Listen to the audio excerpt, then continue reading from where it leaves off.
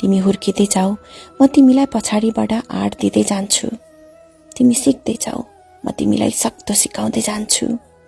तिमी हाँस्दै जाऊ, म तिमीलाई हँसाउँदै जान्छु। तिमी हिँड्दै जाऊ, म तिमीसँगै हिँड्दै जान्छु।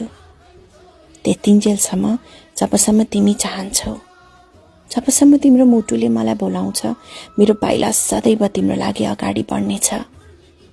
तिम्रो दुःखमा, तिम्रो सुखमा, तिम्रो खुसीमा, तिम्रो सफलतामा, तिम्रो जीवनको हरेक पानामा तिमीले मेरो छाया पाउनेछौ, मेरो माया पाउनेछौ।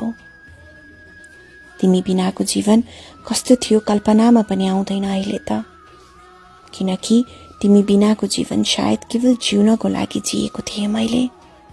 बाँच्न, हाँस्न, खेल्न, रमाउन र वर्तमानमा जिउन तिमी आएपछि जाने मैले। तिमी आएपछि हाम्रो घरको दीप चारैतिर उज्यालोको किरणले मगमग भयो। त्यो आमाको माया यदि कागजमा लेखेर पुग्ने भए सायद यो धरतीमा कुनै कागज बाँकी नै बस्थिएन होला। मेरो मायाको प्रकाश तिमीलाई म हरेक दिन प्रदान गर्ने गर्छु। तिमीलाई हेर्दै आगामी दिनमा अझै धेरै कुराहरू लेख्ने प्रयास गर्छु। आजको लेख म यही नै समाप्त गर्न चाहन्छु। तिमीलाई मुटुभरिको माया, केवल तिम्री आमा।